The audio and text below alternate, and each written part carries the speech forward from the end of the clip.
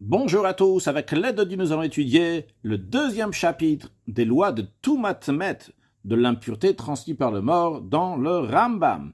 Dans le chapitre précédent, le premier chapitre, le Rambam nous avait exposé différentes manières de transmission d'impureté du mort. 1. Par le contact, 2. Par le portant, troisièmement, dans la tente, si on se trouve sous le même toit. Dans ce chapitre, chapitre 2, le Ram va nous dire que certaines parties du mort peuvent rendre impur, certaines parties du vivant, nous allons voir, etc. Perek Sheni Halacha Aleph. Un nefel, un fœtus mort, afal pishadain lonid kashue varav begidim. Bien que ses membres ne sont pas encore totalement rattachés avec les tendons, eh bien quand même, metam ebe maga ou masa be oel, il transmet l'impureté par le contact, en le portant et en se trouvant sous le même toit, que Adam Gadol Shemet, comme un adulte qui est mort. Shenemar, car la Torah dit, Hanogea bemet lechol nefesh Adam, celui qui va toucher un cadavre de tout être humain. Le fait qu'on dit kol nefesh Adam, tout être humain, ça vient inclure même un nefel, même un fœtus qui est mort, et pas seulement un cadavre d'un adulte. Vechen, encore un point, le Ram nous dit, kezait mpsaramet, le volume d'une olive de la chair d'un mort. Le volume d'une olive, ça correspond à 27 cm3. Ben lach, ben yavesh kecheres, cette chair-là soit humide, ou bien qu'elle soit sec, comme un tesson de poterie. Metame kemet shalem, ça rend impur comme un cadavre qui est entier. Vehan netzel, en ce qui concerne le netzel, que nous avons voir l'explication dans l'instant. Kabassar, c'est comme la chair. Donc, ou metame bekezait, et il rend impur s'il a un volume d'un kazait, volume d'une olive. Et c'est un netzel, c'est quoi un netzel? C'est un bassar sheni moar venasel suha. C'est de la chair qui s'est décomposée, qui est devenue un gel putride.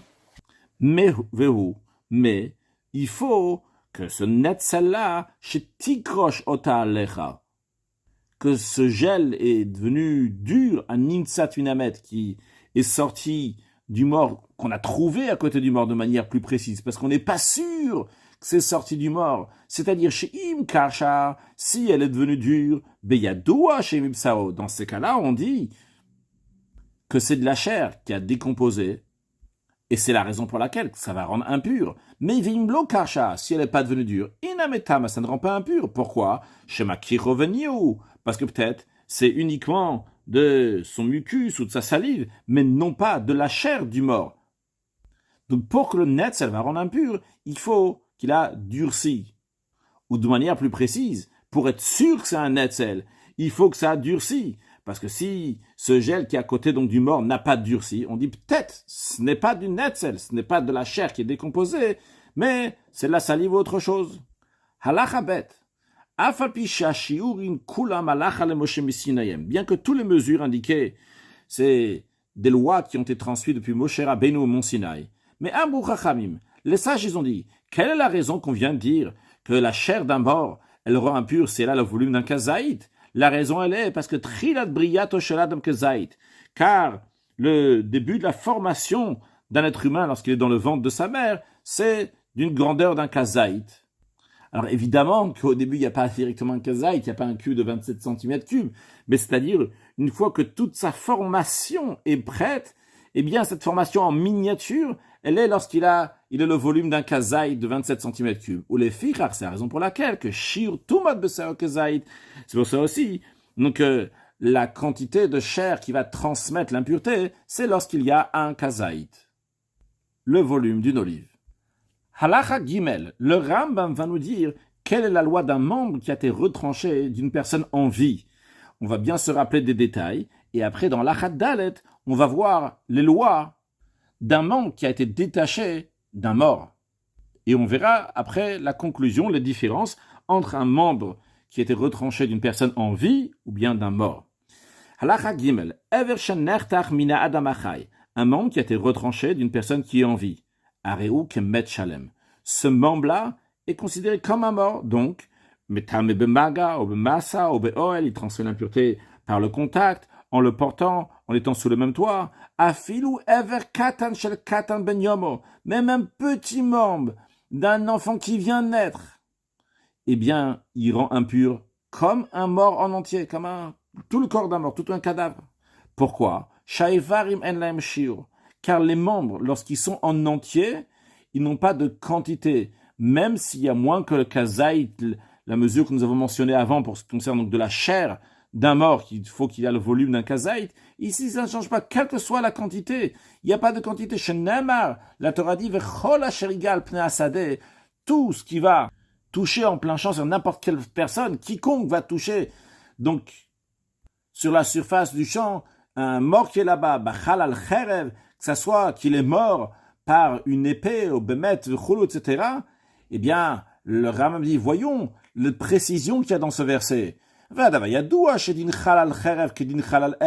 qui est mort par l'épée, c'est la même chose que celui qui est mort par une pierre, au chalal shadvarim, qu'il est mort, il a été tué d'une autre manière. Donc, pourquoi on a besoin de dire bachal cherev, celui qui est devenu un cadavre qui a été tué par une épée? La raison elle est, on l'a appris par tradition orale,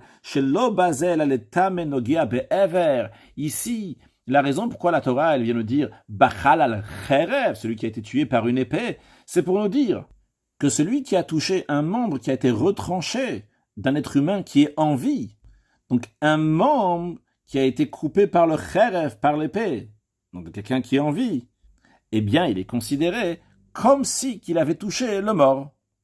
Donc, en d'autres mots, ce verset vient nous enseigner que lorsqu'il y a un membre qui a été retranché d'une personne qui est en vie, bien que la personne est encore en vie, mais ce membre, il est considéré comme un mort. Maintenant, le Ram rajoute une précision sur ce qui a été dit, que ce vers ce membre-là, il est considéré comme un mort. Bamed, varima mourim. Dans quel cas s'applique que ce membre-là est considéré totalement comme un mort? Shalem kibriato.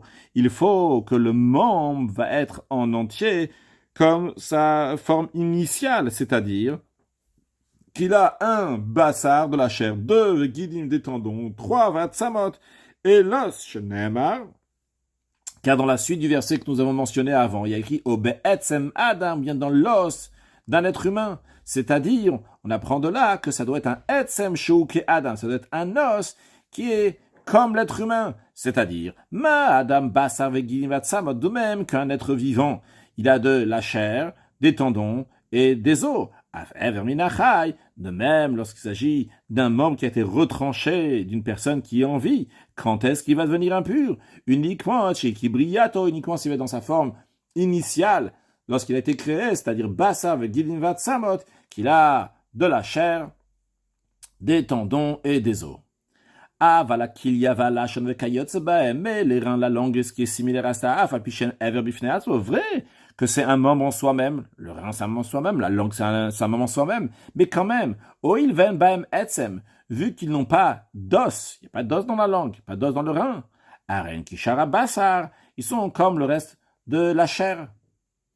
Et comme nous allons voir que de la chair qui a été retranchée d'une personne qui est en vie, cette chair-là est pure, ne rend pas impure.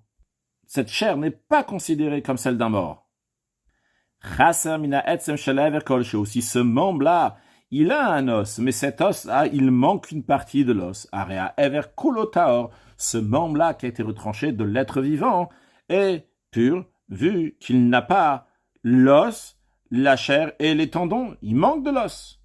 Donc du moment où il manque une partie de l'os, le membre qui a été retranché de l'être vivant est pur. En revanche, lorsqu'il se concerne chasser mibsaro, s'il manque de la chair, alors là, il y a une distinction à faire. Im nishar alav basar.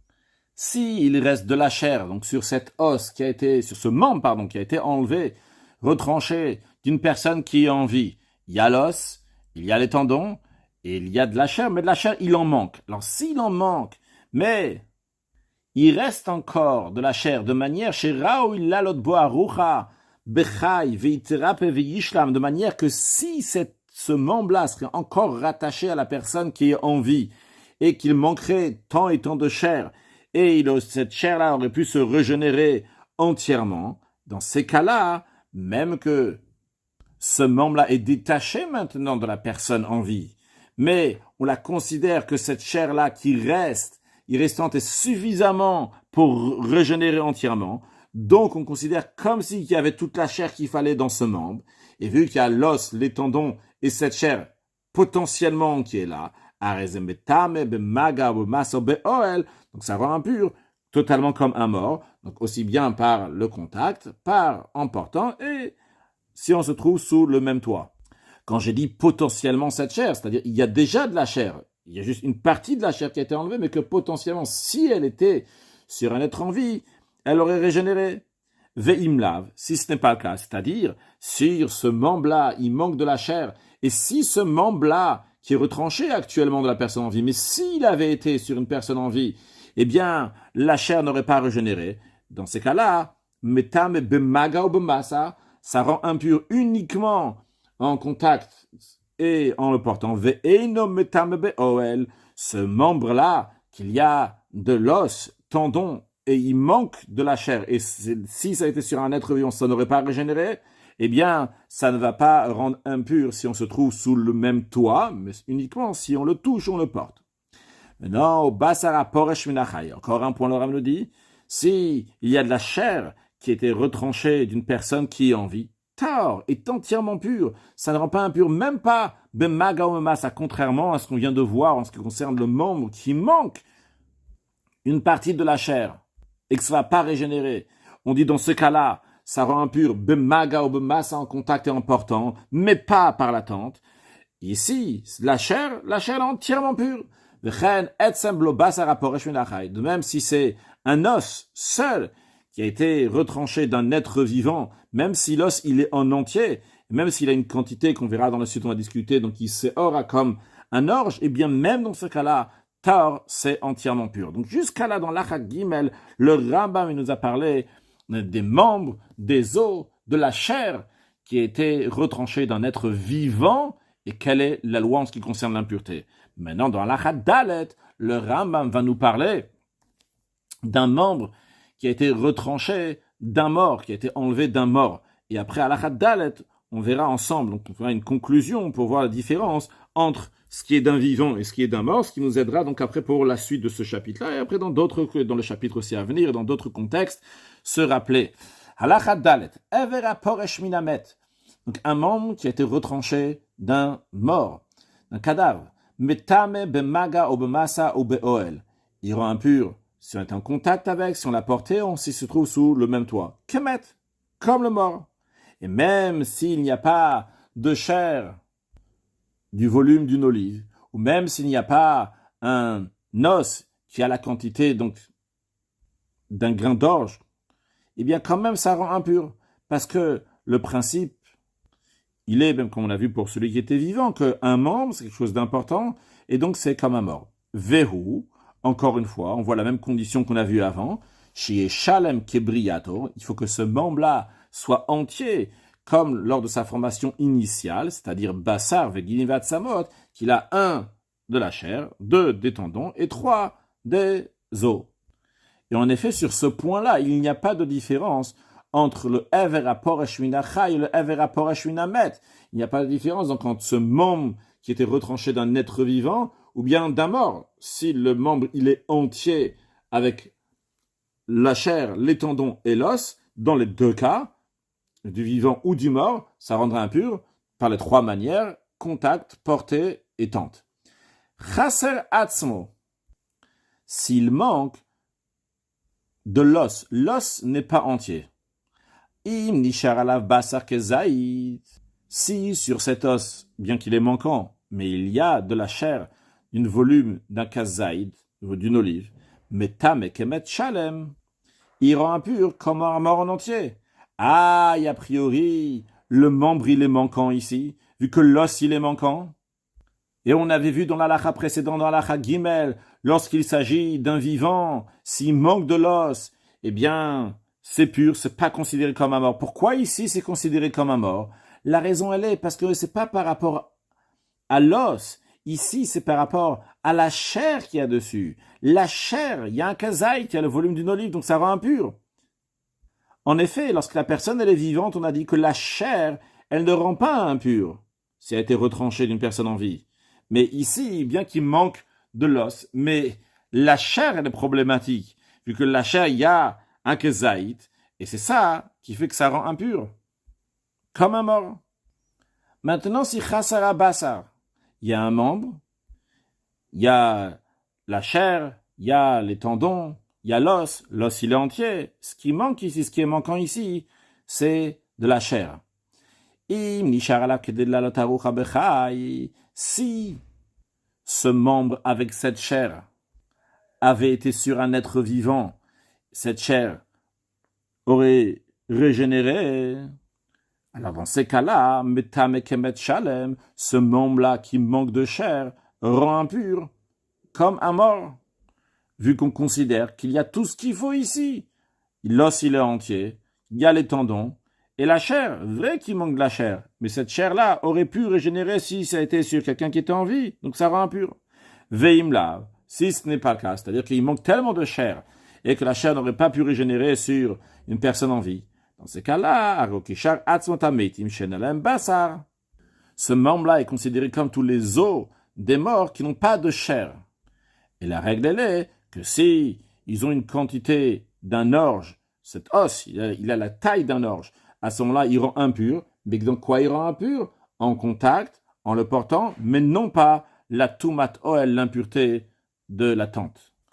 Voyons ensemble la conclusion de Halacha Gimel et de Halacha Dalet. Alors, lorsqu'un membre, il est entier, c'est-à-dire qu'il a la chair, les tendons et les os, alors que ça soit qui a été retranché d'un vivant, que ça soit qui a été retranché du mort, dans les deux cas, il rend impur comme un mort à 100%, par le contact, en le portant et en étant sous le même toit. Après, deuxième cas, un membre qui est entier, mais qui manque de la chair, mais il y a la possibilité maintenant, si ça avait été rattaché à un être vivant, cette chair-là aurait fait que la chair entièrement aurait régénéré. Dans ces cas-là, c'est aussi la même loi aussi bien que ce soit d'un vivant ou bien d'un mort, ça rend impur comme un mort en entier, c'est-à-dire en d'autres mots, on le considère que c'est un éver en entier, c'est un membre en entier, bien qu'il manque quelque chose ici, il manque de la chair, mais cette chair-là, on considère qu'elle serait revenue, donc que ça soit du vivant ou du mort, ça rend impur bemaga, bemassa ou beol. Troisième cas, un membre qui est entier, mais qui est que l'os donc qui est entier, tout ce qui manque ici, c'est uniquement de la chair. Mais cette chair-là n'aurait pas régénéré sur quelqu'un de vivant. Alors là, il y a une différence entre si ça vient du vivant ou du mort. Si ça vient, c'était retranché d'un vivant, ça rend impur par le contact et en le portant, mais non pas par l'attente si on se trouve sous le même toit. Si c'est du mort, ça rend impur par le contact et en portant, mais la raison pourquoi c'est pas exactement la même chose, parce qu'il faut voir ce etzem, cet os. Si l'os, il est la taille d'une seora, la taille d'un orge, à ce moment-là, ça va rendre impur bemaga ou bemassa en le portant, en le touchant et en le portant, mais non pas par l'attente. Après, le quatrième cas, s'il y a un os qui est entier, qu'il n'y a pas du tout de chair, si ça a été retranché d'un être vivant, c'est pur. Si c'est du mort, ce qu'il faut voir, est-ce que cet os-là, il a la taille d'un orge. S'il a la taille d'un orge, à ce moment-là, ça rend impur bemaga ou bemassa et non pas beol. On vient de le voir, donc c'est uniquement en le touchant et en le portant.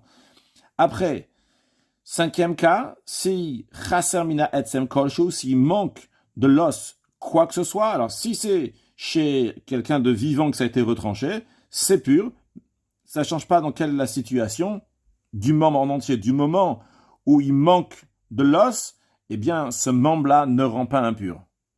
En ce qui concerne le mort, alors là, ce qu'on va s'intéresser, non pas sur le membre en général, mais on va s'intéresser sur combien de chair il y a et combien d'os il y a. Si dans la chair, il y a le volume d'un kazaït, ça va rendre impur comme un mort, bemaga, bemassa ou beoel.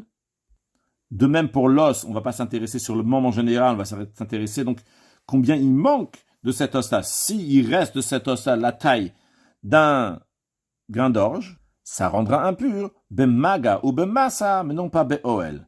Puis, le sixième et dernier cas, s'il y a de la chair sans os. Alors, on a vu que si c'est un être humain, il n'y a pas de souci, c'est tahor, c'est pur. Si c'est un mort, il faut qu'il y ait une quantité d'un kazaït, pour que ça rende impur, comme le mort, bemaga, bemasa et be'oel. Halachahe, déjà le Ram commence par nous dire donc une règle, un savoir, une information. Moar shebetocha etzem, la moelle qui est à l'intérieur d'un os, aruma le'arucha mibachutz, c'est ça qui fait que la chair qui est sur cet os va régénérer. Évidemment, si la personne est encore en vie. Le fichar, c'est la raison pour laquelle kulitamet, c'est-à-dire c'est quoi le kulit du mort? C'est vewa etzem asatu mishne tzotav. C'est un os qui est fermé des deux côtés, qui s'appelle donc kulit du mort. Donc cet os-là qui est fermé des deux côtés. Imiesh betocha mort, s'il y a de la moelle à l'intérieur, cette moelle-là, elle a kedela lotaruch, elle a de quoi faire régénérer de la chair à l'extérieur, s'il serait en vie. Arezekemet shalem, ce membre-là, cet os-là, il est considéré comme un membre en entier. C'est la raison pour laquelle que cet os-là va rendre impur bemaga, bemasa ou be'oel. Maintenant, s'il y avait de la moelle à l'intérieur, mais vu qu'elle est asséchée, elle est séparée des parois internes de l'os de manière donc qu'elle bouge, elle est mitnaded. Alors, si cette moelle-là, il y a une quantité, un volume d'une olive, ça va rendre impur, ça va se trouver sous le même toit que cet os. A priori, on pourrait dire, mais un instant, cet os-là, il est fermé de tous les côtés, c'est une coulite, il est fermé de tous les côtés. Alors, comment on peut dire que je me mets sous le même toit et je vais devenir impur? La raison, elle est, parce qu'il y a une notion qu'on apprendra plus loin, plus longuement, que tuma bokat ve'ola, que l'impureté, elle perce, entre guillemets, et monte, elle sort de cet os. Bokat ve'yoredet, elle perce, et elle descend, elle va partout où elle se trouve, que Moshe Idber, comme on expliquera. On apprendra que lorsqu'il y a un mort, et il n'y a pas un cube d'un tefar sur un tefar au-dessus de lui, il est enfermé, entre guillemets, dans quelque chose, ou son guillemets, il est enfermé, eh bien, la touma, l'impureté, elle passe au-dessus, elle descend en dessous de l'endroit où il se trouve. Donc la personne qui se trouvera sous le même toit sera impure. Et il en est de même aussi en ce qui nous concerne ici, pour le mort pour la moelle. La moelle, a priori, la moelle, c'est seulement de la moelle, et pas de la chair. Alors, on dit, car la moelle, elle est considérée comme de la chair. De la même manière qu'on a vu que de la chair d'un mort, elle rend impure s'il y a le volume d'un kazaï d'une olive. De la même manière aussi, le moach, la moelle d'un os qui se trouve, le moelle d'un os d'un mort, ça aussi, ça rend impur comme le mort. Halacha vav, a ever va basar amdul dalim ba adam. Un membre ou de la chair qui pend du corps d'une personne qui est en vie, ça va se séparer de son corps.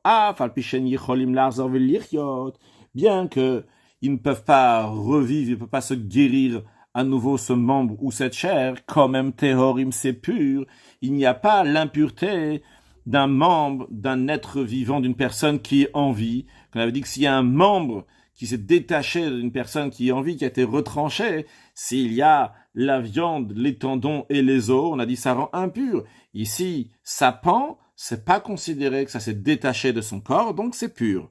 Mais à Adam, si cette personne, que lorsqu'il était en vie, il avait ce membre ou cette chair, donc il pendait, et maintenant il est mort. Area basar taor, cette chair-là, elle est considérée pure. A priori, on avait vu avant que lorsque la chair d'un mort, s'il y a un kezaït, le volume de données, ça rend impur. La raison est expliquée dans la Gemara, que la mort de la personne complète, finie, ce membre-là qui était pendu, on considère comme si il est tombé de la personne totalement. Parce que pour un mort, cette manière de se rattacher, ce membre ou cette chair, c'est pas considéré rattaché. Donc, on considère plus rattaché à la personne, et donc cette chair-là est pure. Comme si qu'il avait été retranché d'une personne qui est en vie. Ça, c'est en ce qui concerne donc la chair. Vea ever, betam mishum ever minachai. Comme un membre qui a été retranché d'un être vivant, ve'eino betam mishum ever minamet, qui ne rend pas impur, comme un membre qui a été retranché d'un mort. C'est quoi la différence? Ma ben ever minachai, la ever minamet. Quelle est la différence de la loi d'un membre d'un être vivant et de la membre d'un mort? La réponse elle est ever minachai. Quand c'est un membre d'un être vivant bas, ça rapporesh umben ou etzema poresh umben, ou que ce soit de la chair qui a été retranchée de lui, bien un os qui a été retranché de lui, théorim, ils sont purs.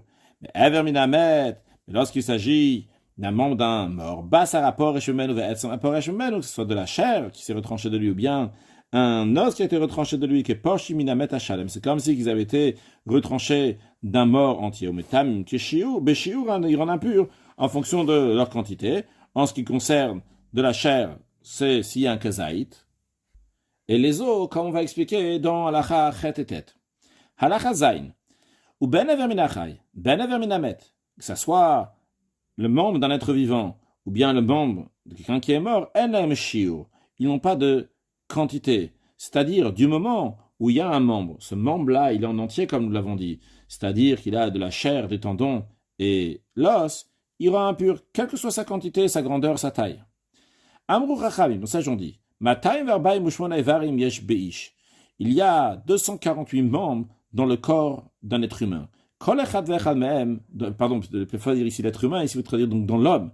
Kol echad ve'echad mehem, chacun de ces membres-là, Bassar ve'gidim ve'etzem, ils ont de la chair, des tendons et des os. Ve'en hashinaim mina minyan, et les dents ne font pas partie du compte.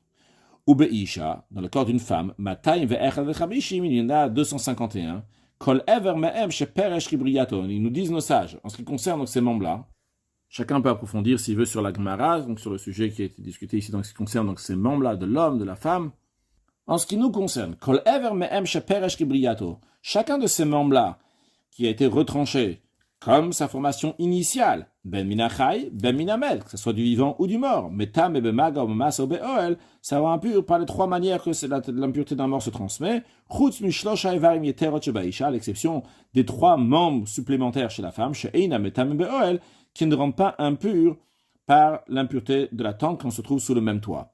Vechen, de même, etzba yetera, si quelqu'un, à la place de 5 doigts, il a un doigt en plus, un 6e doigt. Et ce 6e doigt, chez Yeshba Etzem, qu'il a un os dans ce doigt-là.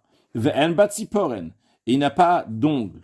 Imnisperet al gavayad, si elle est comptée en même temps que les autres doigts de la main, c'est-à-dire qu'elle est sur la même ligne, sur la même rangée des autres doigts, et on voit comme ça il y a un 6e.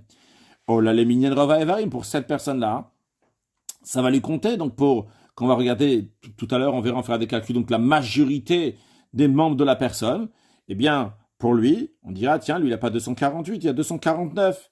Vim einanis peret, si elle ne veut pas être comptée, c'est-à-dire qu'elle n'est pas sur la même ligne exactement avec les autres doigts, dans ces cas-là, metam bemaga ou bemasa, elle rend impure par le contact et en la portant, ve'eina metam be'oel, mais elle ne rend pas impure si on se trouve sous le même toit que ce doigt qui a été retranché, mais en ce qui concerne ce doigt-là, qui n'est pas compté avec les autres doigts, c'est une impureté tout matamidivrem qu'uniquement par ordre rabbinique, comme on va voir dans quelques lignes, la raison que les sages ont dit que d'un côté c'est impur, mais ils ont dit attention, c'est impur uniquement bemaga ou bemasa, pas be'oel. Non, le Ram continue avant de rentrer sur ce détail-là dans Midera Banan par ordre rabbinique, qui revient à ce qu'on est en train de dire. Donc, quand il y a un membre qui est en plus de 248 chez l'homme ou bien de 251 chez les femmes, si ce doigt-là qui est en plus avait un ongle aussi avec, dans ces cas-là, même s'il n'est pas sur la même rangée des autres doigts, Ariki, Shara et Varim, c'est considéré et c'est compté comme les autres membres. Donc, cette personne-là, si c'est un homme, on va lui rajouter encore. On dirait qu'il a 249 membres. Maintenant, revenons à ce qu'on vient de dire pour le doigt qui est compté sur la même rangée, qui n'a pas d'ongle. Et s'il a un os, eh bien, les sages, ils ont dit que ça fait partie donc des membres, mais on va la compter parmi les membres donc, qui rendront impurs uniquement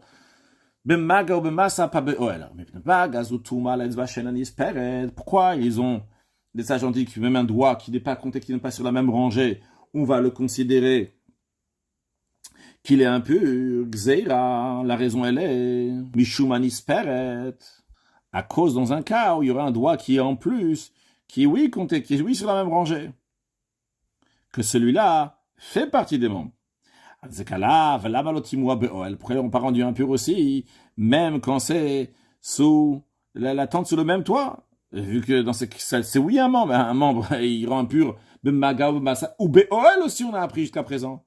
La raison elle est Asula Heker, justement, les sages ont voulu lui faire une différence, Kedelodia, pour informer, les gens ils vont se demander, tiens, pourquoi ce doigt-là, il n'est pas considéré comme tous les autres membres, il rend impur uniquement de Maga ou de Massa, et pas Beoel. Ah, quand ils vont questionner, ils vont savoir, chez Toumat Tamid Divrem, que cette impureté elle est par ordre rabbinique. Mais pourquoi les sages ils ont besoin qu'on va savoir que cette impureté elle est d'ordre rabbinique? La raison elle est que chez le Yisrefu al Toumat Atouba avec Kochim, que si quelqu'un est devenu impur, ou plutôt c'est de la Touma et du Kodesh, la Touma c'est la dîme qui est donnée au Kohen, les Kochim, donc c'est la viande sacrificielle, se trouvait sous le même toit que ce doigt, encore plus même, que ça, ils ont été touchés, ils ont été en contact avec ce doigt, ils ont porté, c'était mis sur eux ce doigt-là.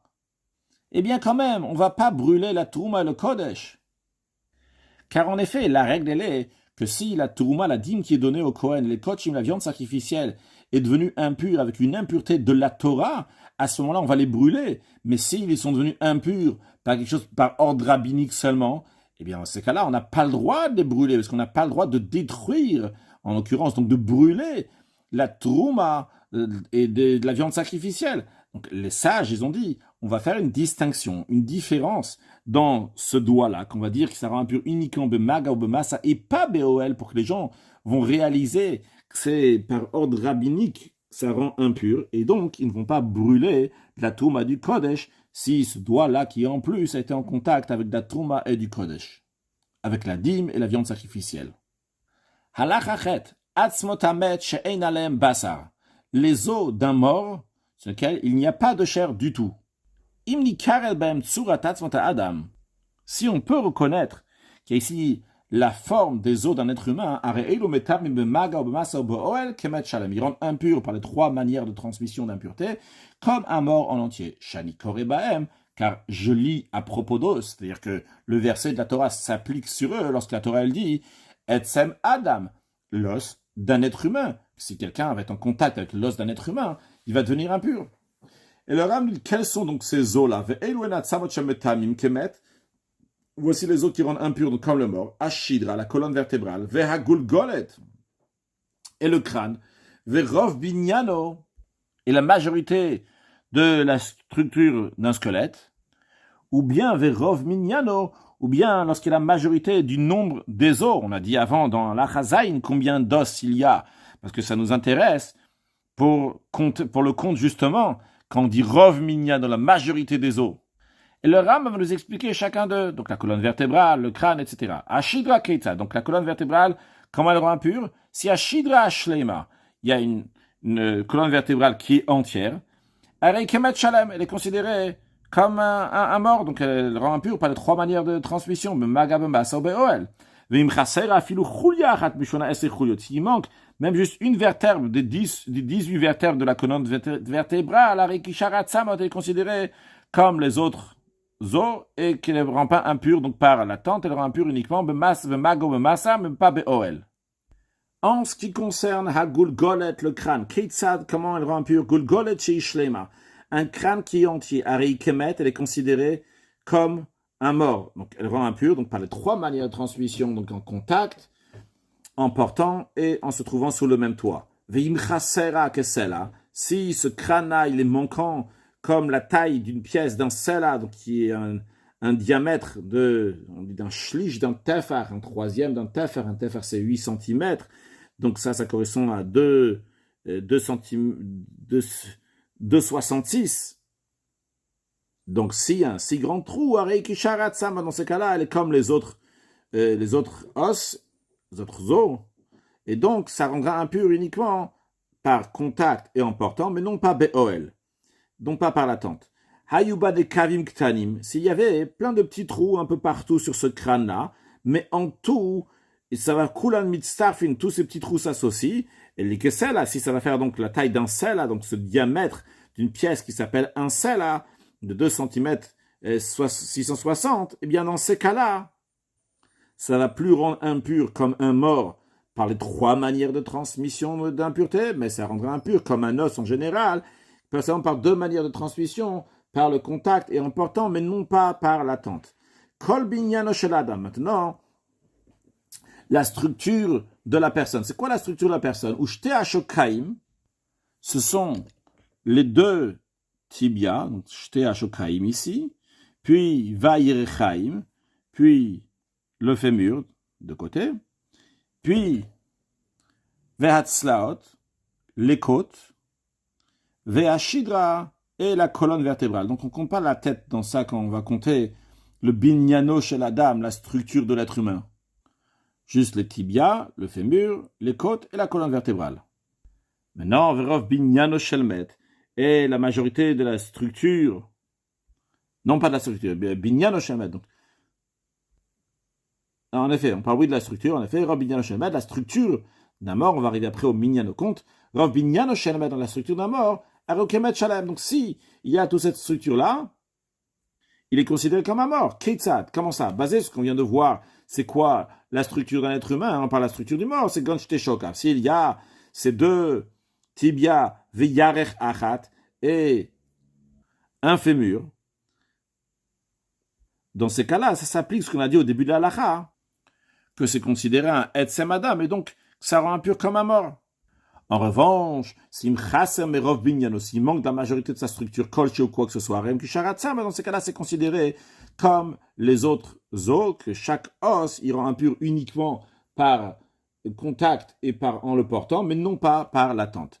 Maintenant, on avait parlé de Rov Minyano, la majorité du nombre des membres. Keitzad, comment cela? Rov Minyan Atzmotamet, s'il y a la majorité des os du mort. Kegon, comme par exemple, il y avait 125 membres. Nous avons dit qu'un homme, il a 248 membres. Donc, si la moitié de 248, c'est 124, c'est à 125, c'est-à-dire qu'il y a une majorité des membres ici de ce mort. Are Eilo Kemet Shalem, bien si la majorité des membres, c'est considéré comme un mort en entier. Alors ici, je ne devrais pas traduire 248 membres, mais je devrais traduire 248 os, parce que ce qui nous intéresse ici, c'est les os et non pas les membres. Ici, il n'y a qu'un os, il y a 125 os, 125 os de cette personne. Cette personne qui est morte, il y a 125 os.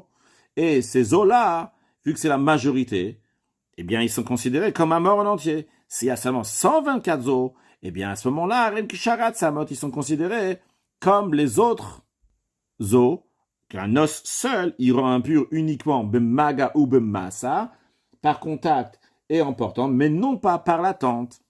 Afalpi, shaya adam zeyater beivar. Bien, qu'il s'agit d'une personne peut-être qui il y avait plus de membres lorsqu'il était en vie, il avait plus que 248 membres.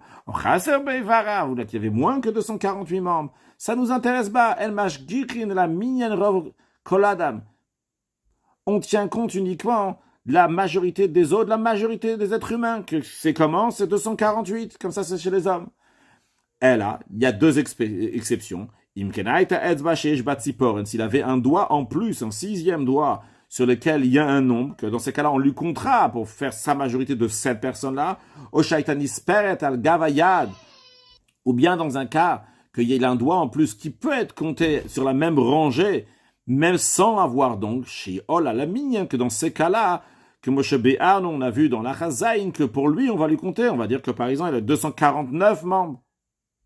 Halachatet, Shar Atzmotamet, She'em Baem Rov Minyan, Velorov Binyan, les autres os d'un mort, qu'il n'y a pas la majorité du compte des os de la personne, le membre de la personne, Velorov Binyan, ni la majorité de la structure, Velo Shidra Shlema, ni un colonne vertébrale entière, Velo Gulgolet Shlema, ni un crâne qui est entier.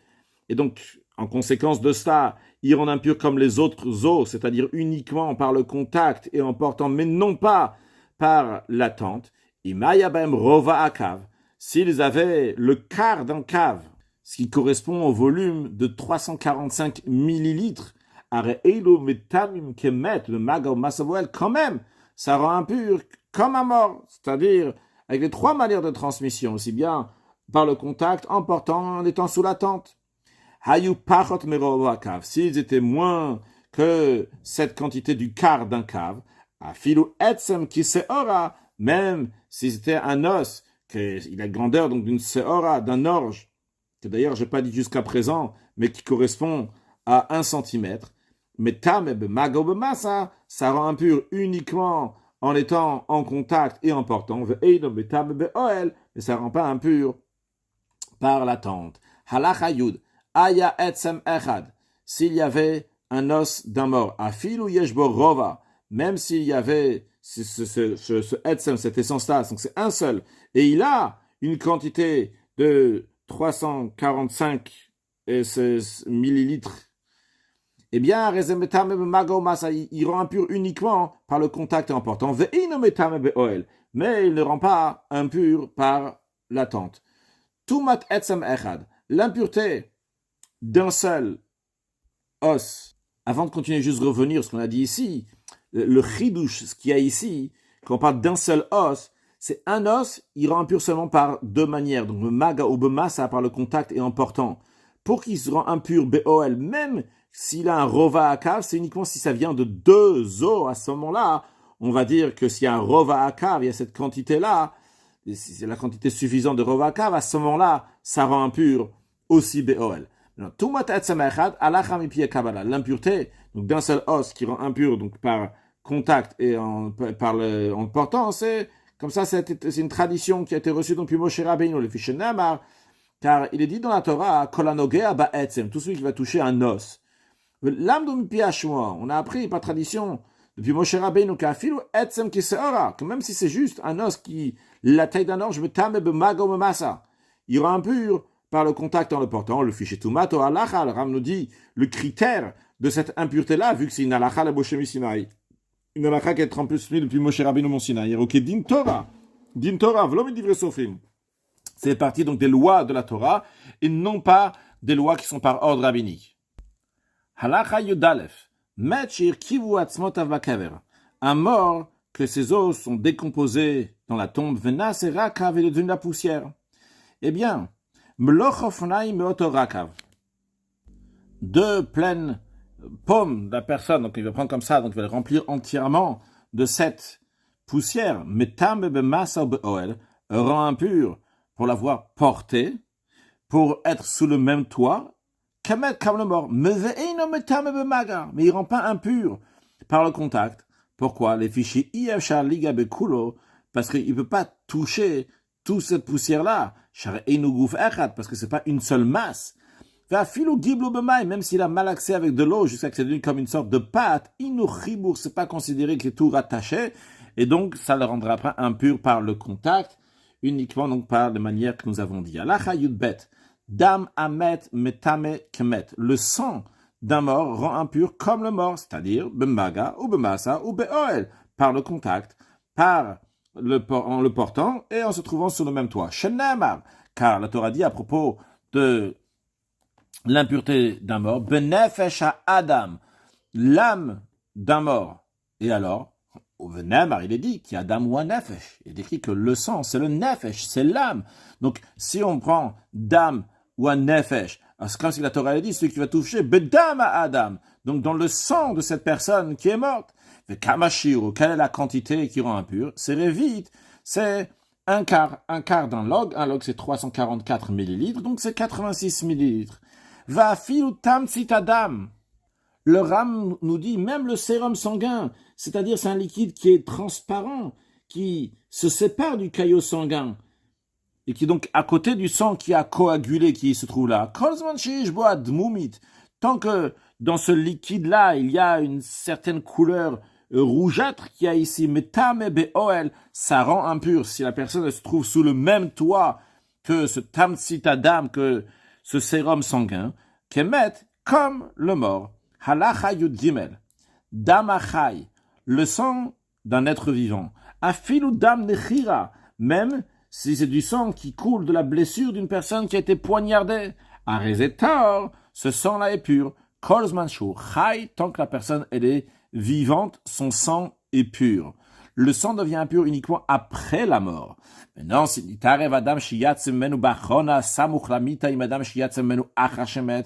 c'est mélangé le sang qui est sorti juste avant qu'il meure avec le sang qui est après qu'il est mort, c'est-à-dire que cette personne-là, elle avait du sang qui coulait et il est mort et le sang a continué à couler. Si on va prendre tout ce mélange, donc des sangs qui ont coulé lorsqu'il était vivant et du sang qui a coulé une fois qu'il était mort, il y a un révite, donc la quantité qui peut rendre impur, il y a le révite, mais c'est pas tout après la mort. Il y a d'où kamayatsa Bechaim, vekama yatzalach hamita. On ne sait pas il y a combien qui est sorti lorsqu'il était vivant et combien qui est sorti de sang après qu'il est mort.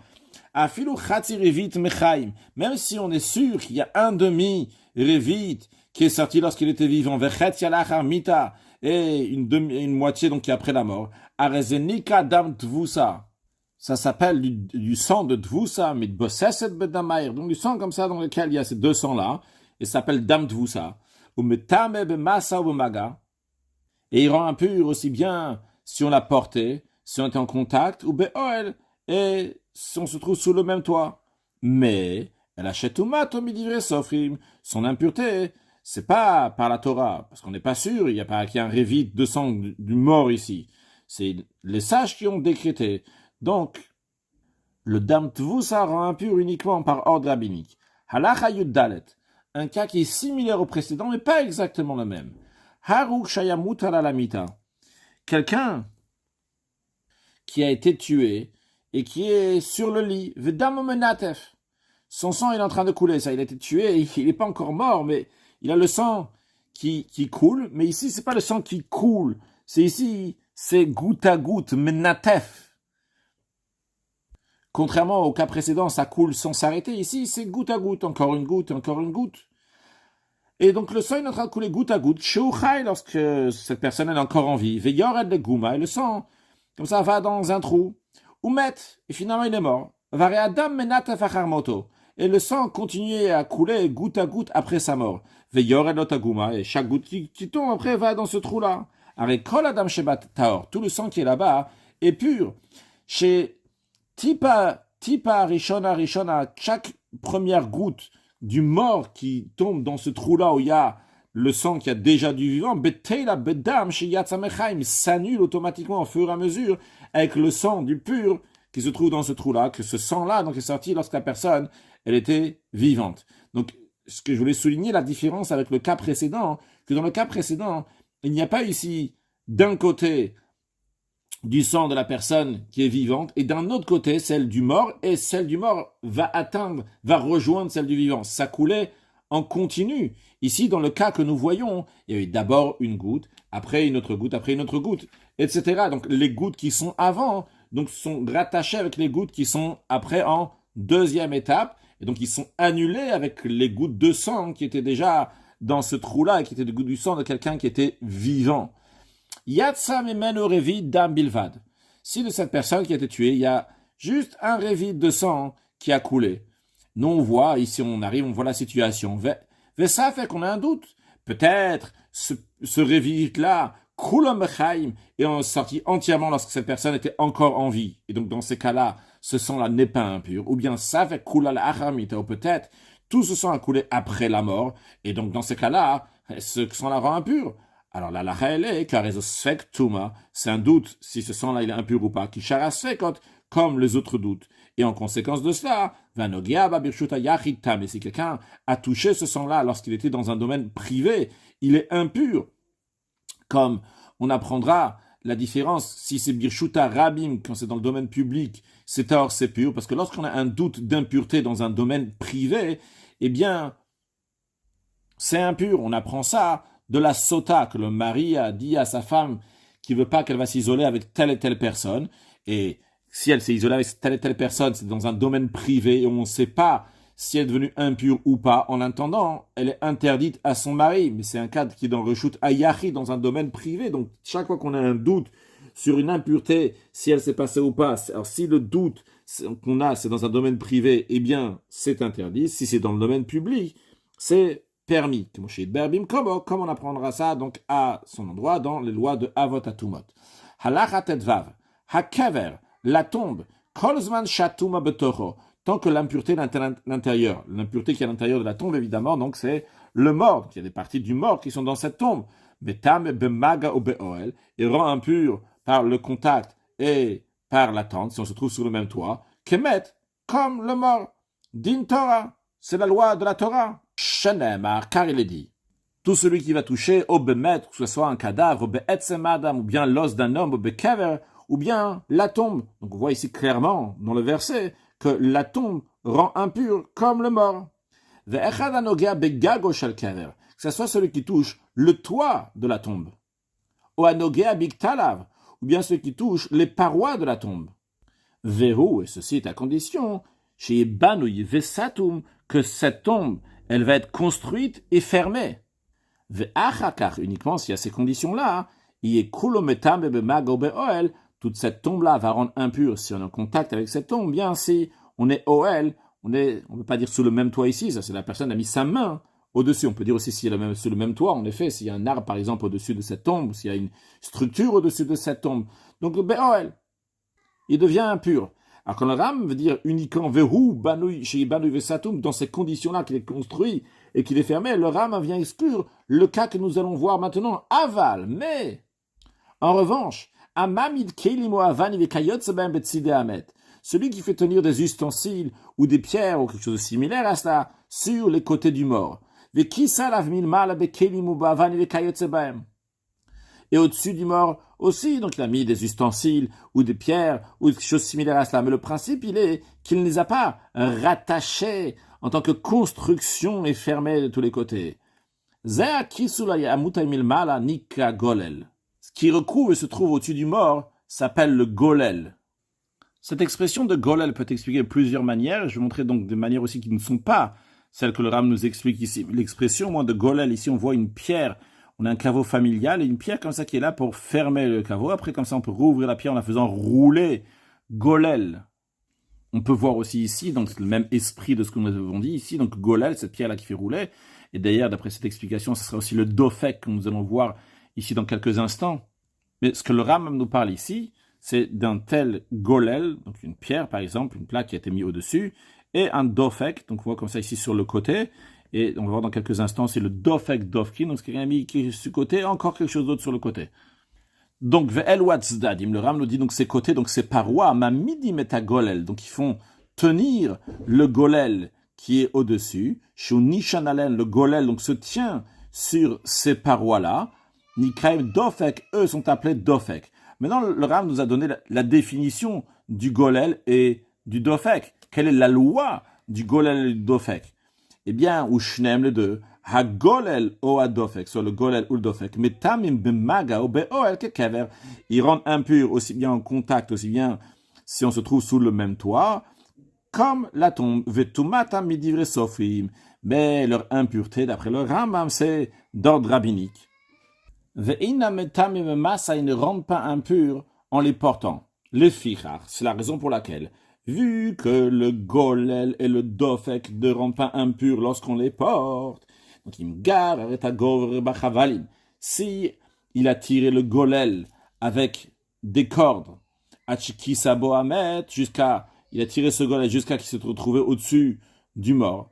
Donc il n'a pas touché, il a juste porté, au graro shmato, ou bien il a fait glisser de manière à le retirer, mais à la mettre d'au-dessus du mort. Oshegarara dofek, ou bien qu'il a fait glisser, il a tiré le dofek, idalava golel, jusqu'à qu'il a mis dessus, au-dessus le golel. Oshmato bachavalim, ou bien qu'il a tiré le dofek avec des cordes, mitachat golel qui était en dessous, donc le golel a rezeta. Dans tous ces cas-là, la personne, elle est pure, vu que il les a portés ici, mais il n'a pas été en contact direct avec eux. Et comme en réalité, quand on dit porter ici, c'est juste porter, c'est même le tumat hesed qu'on avait appris dans le chapitre précédent ici, en le faisant bouger d'une autre manière. Eh bien, il n'y a pas cette impureté. Maintenant, en ce qui concerne udvarim shesomchim et adofek, donc des choses qui sont placées sur les côtés, donc qui appuient le dofek, qu'on peut voir ici. Le Ram dit Vemanikaim dofek dofkin, c'est-à-dire le dofek des dofkin le pluriel de dofek. Aren tehorim, eux, ils sont totalement purs. Il n'y a même pas d'ordre rabbinique qui vont contracter une impureté. Halacha tet zayin, sadesh nechash bak akever, un champ dans lequel il y avait une tombe, et le champ a été labouré. Donc les eaux qui étaient là-bas ont été éparpillées dans le champ. Ve'avdu atzmotamet ba'afara.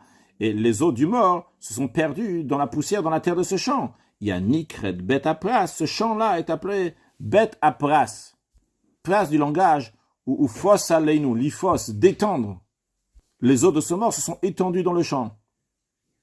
Va'afara, et la terre de ce champ, metame bemago bemasa, rend impur si on l'a touché, si on l'a apporté de manière plus précise, c'est la terre de ce champ dans les 100 coudées, une coudée ça représente 48 cm, donc environ dans les 50 mètres qui sont autour de cette tombe qui a été labourée. Pourquoi ça rend impur par le contact ou si on l'a porté? Chez Mayeshbo Etzem, qui c'est aura, parce que peut-être qu'il y a un os, que cet os-là, il a la taille d'un orge, qui va rendre impur. Mais ça rend pas impur par l'attente si on se trouve sous le même toit. Comme nous allons le voir, c'est aussi une impureté qui est par ordre rabbinique.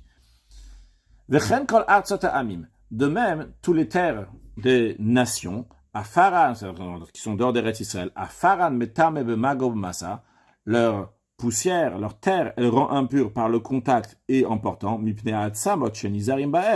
à cause des os des non-juifs qui sont enterrés là-bas, qui ne font pas attention à la manière où ils les enterrent. Donc on craint qu'il y a un morceau de terre dans lequel, à l'intérieur, il y a un os qui est comme qui est la taille d'un orge. Maintenant, le Ram nous dit que ces deux impuretés qu'on a parlé dans Alachat et Zayin, l'impureté du Bet Apras et de la terre en dehors d'Eretz Israël, sauf c'est par ordre rabbinique, comme on apprendra plus longuement dans le chapitre 9. Conclure avec un mot du Rabbi, un mot de Chassidut. On a mentionné tout à l'heure les 18 vertèbres de la colonne vertébrale. Eh bien, il y a aussi donc 18 bénédictions dans le Shmoneh Esrei qui correspondent aux 18 tzivouim, 18 kasher tziva qui sont dits dans le Parashat Mishkan Sheni. Dans le deuxième Mishkan, on dit que quand le deuxième Mishkan, lorsque le Mishkan il a été fait donc matériellement avec les Juifs, on dit à chaque fois kasher tziva Hashem et Moshe, comme Hashem il a ordonné à Moshe Rabbeinu. Et ces 18 fois sont comptées uniquement lorsqu'il a écrit que l'ordre il a été donné aussi à Oliav. Quand on parle juste avec Betzalel, eh bien ça c'est pas compté. Et le Rabbi explique que l'idée du Mishkan c'est d'élever donc la matière, même les choses qui sont les plus basses. Et ça donc c'est lié aussi avec Aholiav. Donc Aholiav n'est pas d'une tribu qui est haute et importante comme celle de Yehuda, il vient seulement de Dan. Lorsque notre attachement avec Dieu, il est avec Aholiav, c'est-à-dire avec Dan, avec le Bitul, avec la Kabbalatol, avec les niveaux les plus inférieurs, eh bien, à ce moment-là, se fait le vrai Kasher Tziva dans le langage de Tzavta, avec Chibur, une Kashut, un attachement avec Akadosh Baruch Hu. Et ce Tziva se fait Kasher Tziva Hashem et Moshe. Que Moshe donne la force, donc, de Tziva, de s'attacher avec Akadosh Baruch Hu. Ce qui rejoint l'idée de la prière du Shmoneh Esrei, cet attachement qu'on doit avoir avec Akadosh Baruch Hu. Donc, élever et rattacher la personne avec Akadosh Baruch Hu jusqu'au plus haut niveau, jusqu'à Mevarech et Amo Israël B'Shalom, que Dieu bénisse le peuple juif avec la paix, la joie, le bonheur, la santé, les grandes parnassas des enfants, la satisfaction des enfants, le mazal, tout ce que chacun a besoin matériellement et spirituellement avec grande largesse, et l'essentiel de tout, la venue de Mashiach, now, un excellent Yom.